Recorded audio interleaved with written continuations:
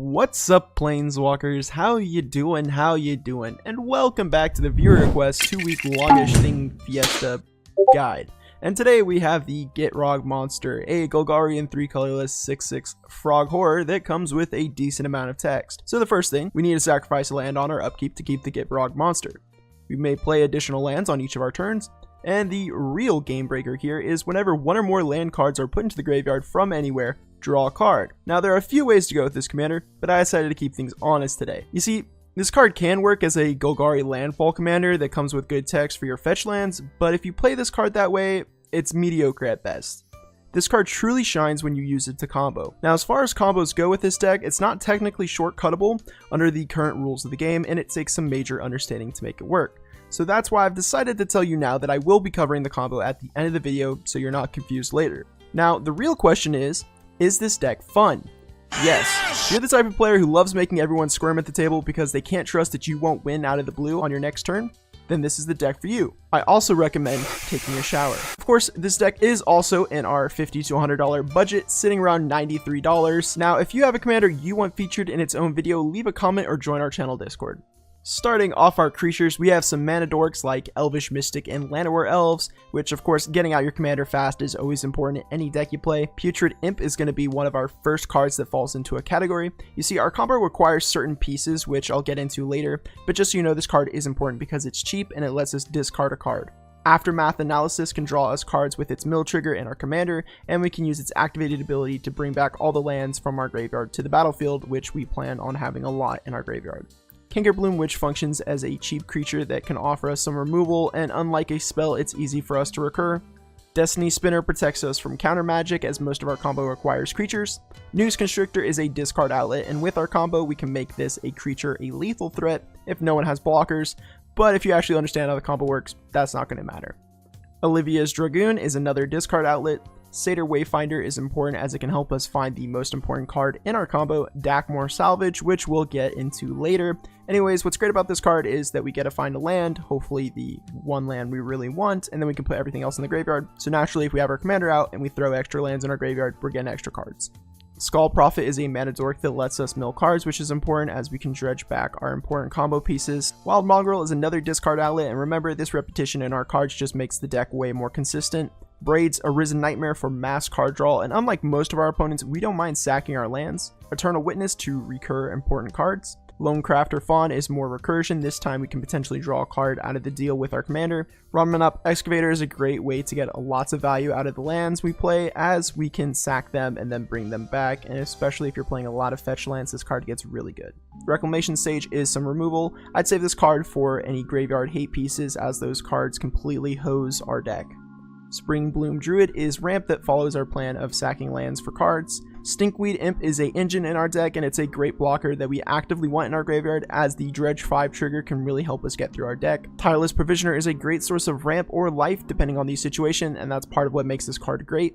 Urg, Spawn of Turk, which, what a name, but anyways, it gets big fast and it lets us filter our draw, and the ability on the card is really good with our commander out and if we're empty-handed. Golgari Findbroker is more recursion. Golgari Grave Troll, similar to Stinkweed Imp, is a card we want in our graveyard so that we can dredge to turn through our deck faster. Scourge Familiar is a very powerful discard outlet as it gets us mana, however its mana cost really holds the card back, however it is still worth keeping. Underrealm Lich is great for our deck as we can potentially draw our deck with our commander out, so long as there is a land that gets thrown in the graveyard, and yes, if we draw our deck, we will win the game. Now for the spells, which feature another important category, are win cons, but more on that later. For now, we have Dark Ritual, which is great for an explosive turn, or Infinite Mana Source once we have our combo assembled. Dig Up can help us hit our land drop or tutor later in the game. Noxious Revival can be a clutch way to save a card from being hit by graveyard hate, so I'd say be careful when you use it, as you really only have one Dakmor Salvage. Raven's Crime is a non-creature discard outlet for us, and Retrace is great with our commander. Traverse the Uvenwald, which we preferably wait to use till we have Delirium so that we can find Dakmor Salvage. Assassin's Trophy for some unrestricted removal because a Rec Sage can't hit a Scavenger Grounds or if there's a Humility out. Edge of Autumn, which normally would be a bad card as later in the game its cycle hurts you a lot, but with our commander the cycle cycle actually turns into a draw 2. Exsanguinate is our first win con, as our combo gets us our entire library and infinite mana.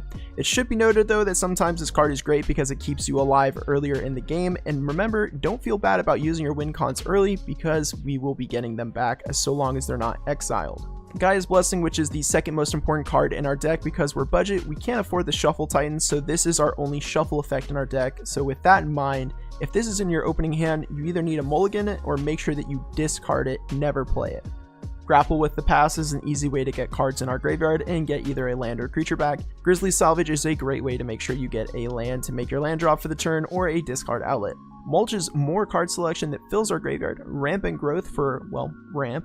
Sylvan Scrying to find Dakmor Salvage. Unmarked Grave is also a way to find Dakmor Salvage, and since it puts it directly into our graveyard, we may be able to immediately combo with that. Harrow is more ramp that gets better with our commander out. Croson Grip for some uncounterable enchantment or artifact removal. Again, we really want to get rid of any graveyard hate we see.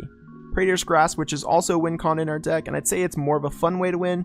We can also use this early to remove any graveyard hate that we know our opponents are playing, because sometimes you play against the same people every week. Splendid Reclamation for mass ramp as we plan to mill a lot of our own deck. Terratide is a board wipe, which hopefully we can combo before we need to use it, but sometimes there are a lot of really fast decks, especially Adeline decks, so I find that having at least one board wipe is necessary. This one scales off permanents in our graveyard, and we can hit indestructible creatures, so that's why we're playing it. Creeping Renaissance to get all our lands back from our graveyard, and if we have a discard outlet and our commander, then we're going to be drawing a lot of cards. Final Parting to grab a discard outlet to our hand and throw Dakmor Salvage into our graveyard, which nearly sets up the entire combo for 5 mana. Worm Harvest gives us a bunch of blockers, and if we lose our Dakmor Salvage to some kind of exile, then we need to turn into the old school strategy of Beatdown. Casualties of War is mass removal printed in 1 card, and usually you feel safe when you have this card in hand. Now for the artifacts and enchantments, we have the ramp. That is going to be Sol Ring, Arcane Signet, Golgari Signet, Talisman of Resilience, Thought Vessel because we do plan to draw lots of cards, and importantly, Lotus Petal, which is our infinite mana when we combo off. For everything else, we have Oblivion Crown, which is a non-creature discard outlet that needs a creature, but it comes with flash, so it's okay. Zorn Orb, which looks horrible, but with our commander, this is an easy way to draw cards whenever we want.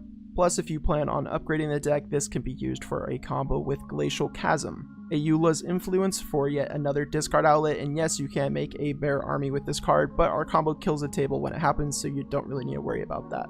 Perpetual Timepiece is a way for us to mill cards and shuffle some cards back into our deck if we need to save them from some graveyard hate. Crawling Sensation is a small engine that gets cards into the graveyard and gives us some chump blockers to buy time. What's great about this is it cares about lands hitting the graveyard for that. True to Hagrid is a non-spell win con, but this makes the combo a lot slower, especially when you're killing them, but tables will usually scoop once you explain how they die to it. Spelunking, which draws us a card and makes sure all of our lands are untapped, which is always super useful.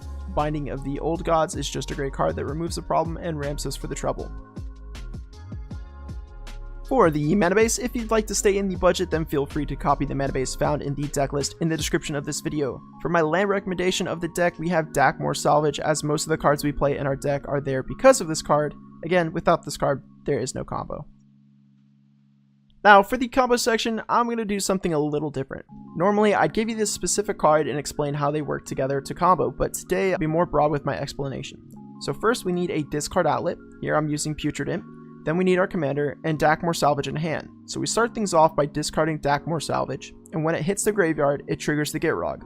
We replace the draw trigger with the Dredge, returning Dakmor to hand. This will let us draw our deck because any lands we mill add to the draw. But what's important is that we have a shuffle card in our deck, meaning we can't deck ourselves, and it lets us build a state in the game where we shape what's in our library.